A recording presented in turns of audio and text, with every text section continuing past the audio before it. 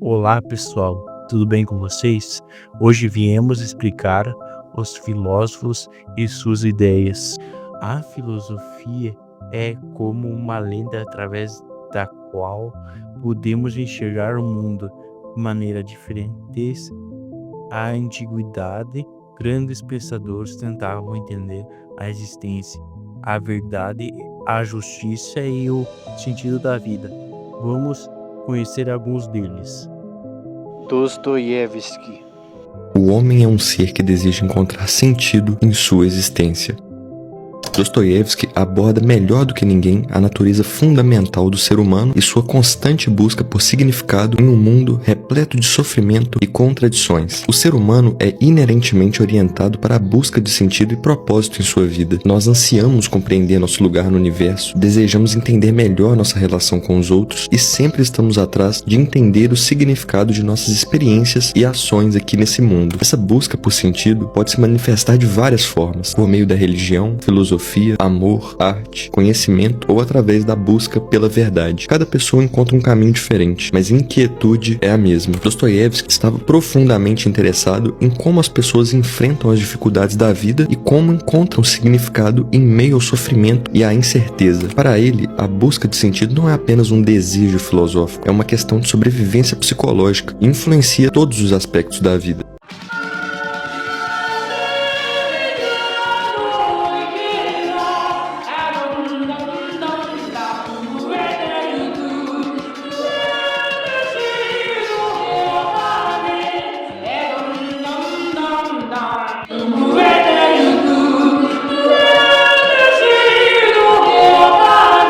Nasceu rebelde, mas fraco, e cedo ou tarde implora alguém que assuma essa liberdade por ele.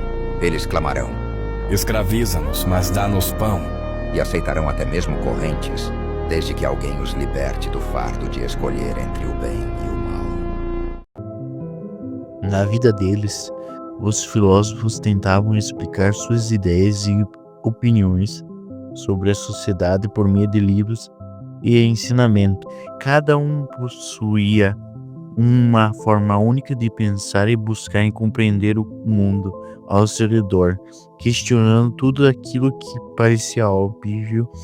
Seus pensamentos influenciavam gerações e ajudaram a moldar a forma como enxergarmos temas como justiça, ética, política e existência. Em uma de suas obras mais legais, chamada Memórias do Subsolo, Dostoiévski aborda todas essas questões que disse de forma única e, claro, nos oferece soluções incríveis. Imagine passar uma vida inteira preso em um ciclo de pensamentos sem nunca agir. Na obra, um narrador anônimo que se intitula O Homem do Subsolo vive isso e narra através de seus monólogos internos temas como o niilismo, a alienação, a liberdade individual e a natureza do ser humano. Ele se apresenta como alguém profundamente insatisfeito com a sociedade e consigo mesmo. Despreza as normas e convenções sociais, mas ao mesmo tempo sente-se incapaz de escapar delas. Seu comportamento é frequentemente contraditório e autodestrutivo, refletindo a luta interna entre seu desejo de liberdade e sua necessidade de pertencimento e aceitação. Ele é um homem preso entre a vontade de agir e a paralisia total. Oi? Resumindo livros em 2 minutos, hoje falamos de O Idiota, de Fyodor Dostoiévski. O que acontece quando um homem verdadeiramente bom é jogado num mundo que já esqueceu o que é bondade? O príncipe Mishkin retorna à Rússia depois de anos tratando sua epilepsia na Suíça. Ele é gentil, sensível, compassivo, quase inocente demais para o mundo ao seu redor, e por isso é chamado de idiota. Mas Dostoiévski te convida a olhar mais fundo. Quem é o verdadeiro idiota? O homem que ama sem esperar nada em troca? Ou a sociedade que desconfia da pureza e ridiculariza a empatia? Mishkin tenta viver entre aristocratas ambiciosos, pessoas movidas por vaidade, orgulho, dinheiro e desejo. E sua presença, em vez de inspirar, provoca desconforto. Porque ele é um espelho, mostra tudo o que os outros tentam esconder. No meio disso tudo, ele se vê dividido entre 2 mulheres, Nastassia Filipovna, marcada pela dor e destruição, e Aglaya, símbolo de pureza e idealização.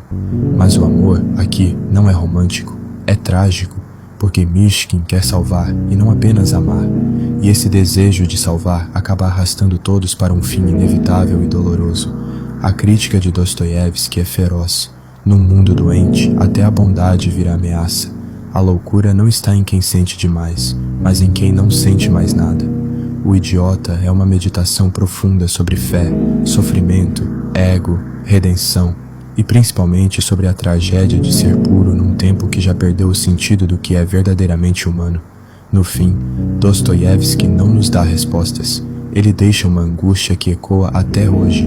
A pergunta é: ser bom num mundo corrompido é força ou é o caminho mais certo para a destruição? Essa é a história de um funcionário público de meia-idade, aposentado, que acabou de completar 40 anos e se sente absolutamente miserável. Ele vive na pobreza em um pequeno apartamento subterrâneo e não tem amigos. É um homem perdido no vazio existencial. Não trabalha, não ama e não constrói nada. Esse livro foi escrito por Dostoiévski como uma resposta às novas correntes filosóficas e sociais que estavam surgindo na Rússia e na Europa naquele momento. Em particular, o surgimento do niilismo. Essa obra é um grande alerta do autor para todos nós. De forma sublime, ele nos diz: não vivam como esse homem ou acabarão como ele. Muitos que estão passando por tempos difíceis ou que estejam desesperançosos com a vida acabam se identificando com um homem do subsolo. Não é difícil estar na mesma posição que ele, mesmo nos dias atuais, e é aqui que mora o perigo. Essa situação se refere a um estado em que uma pessoa se encontra presa em um ciclo de inação, onde não toma nenhuma atitude significativa na vida e se limita a pensar e refletir sem ação, sem agir. Na obra, o narrador diz várias vezes que fará isso e aquilo, mas nunca faz nada. Ele deseja todo tipo de desgraças e rancores às pessoas ao seu redor, mas não levanta um dedo para que isso aconteça. Quanto mais ele pensa, menos ele age, e quanto menos age, mais se odeia. O interno é repleto de ruminações, mas suas ações externas não refletem nenhuma execução, e isso é um dos componentes centrais de sua intensa miséria, a estagnação completa. Dostoiévski explora as consequências psicológicas e morais de evitar os desafios. Ele nos ensina que evitar os confrontos e desafios é abrir mão do nosso próprio poder. É como trancar sua própria voz em uma cela e jogar a chave fora. Ele critica a atitude daqueles que tentam fugir das dificuldades e não encaram as responsabilidades da vida, argumentando que isso leva a uma existência vazia e sem propósito. O narrador evita os desafios, nunca se impõe e é completamente inseguro e revoltado. Em um momento, ele encontra um antigo colega em um bar, e embora ele sinta um profundo ressentimento por esse colega, não consegue confrontá-lo, mesmo sendo ridicularizado pelo mesmo. Em vez de agir, ele reprime seus sentimentos e finge se encaixar, o que apenas intensifica seu sofrimento. Eu não respeito ninguém e também não quero que me respeitem, mas o que fazer se eu mesmo não consigo me respeitar? Schopenhauer. Você, que tem tanta habilidade e talento, se entrega a esse pessimismo insuportável e amarga a vida de todos que estão ao seu redor. Se ao menos você se tornasse um pouco mais humano, você poderia ser mais feliz. Poucos sabem, mas a relação de Schopenhauer com sua mãe foi marcada por conflitos intensos. Johanna, mãe de Schopenhauer, era sociável e envolvida em círculos literários, enquanto Schopenhauer se isolava, mergulhado em visões pessimistas. O resultado disso foram uma série de cartas que mostram um abismo entre mãe e filho. A vida é curta, e me dói pensar que você está desperdiçando a sua com tanto amargor. Eu sempre tentei compreender você, mas nossas diferenças se tornaram um abismo intransponível. Eu não estarei mais aqui para ver, mas espero que um dia você possa olhar para trás e ver que havia mais na vida do que o sofrimento que você tanto enfatiza. Bom, pessoal, sigamos o conselho da mãe de Schopenhauer. Focar somente no aspecto pessimista da vida vai trazer somente tristeza e sofrimento. Ajustemos nossas percepções para o que há de bom ao nosso redor. Sempre há algo. Ela disse: a partir de agora, talvez seja melhor para ambos que sigamos caminhos separados. Existe uma lição essencial nessa história que eu gostaria de lembrar a vocês. O isolamento pode ocorrer até mesmo com os mais brilhantes. Schopenhauer era um gênio, mas o afastamento das pessoas, da convivência e seu pessimismo crescente acabaram criando uma barreira emocional impenetrável. Ele se trancou em sua própria visão de mundo, e essa decisão acabou privando-o de novas perspectivas no fim das contas. Veja o que a mãe dele dizia: Arthur, você é a pessoa mais talentosa que eu já conheci, mas também a mais teimosa e inflexível. Não posso mais viver com o peso de sua constante crítica e negatividade. Em outra carta ela diz: quando olho para você agora, vejo um homem que perdeu o que poderia ter sido uma vida cheia de sucesso e felicidade. Seus talentos são indiscutíveis, Mas a sua disposição é um fardo para você e para todos ao seu redor. Você afasta as pessoas com suas ideias sobre a vida e o mundo. E, no final, você ficará sozinho. Essa é a minha maior tristeza como sua mãe. Quando nos isolamos, mesmo por causa de uma visão profunda ou intelectual, perdemos a troca de ideias, o contato humano e o equilíbrio que outras pessoas podem nos trazer. Como Johanna disse ao seu filho, não há alegria na vida ao seu lado. O isolamento emocional deteriora as relações, e o que poderia ser uma troca construtiva acaba se tornando uma espiral de amargura. Somos humanos e sempre vamos precisar de uma rede de apoio.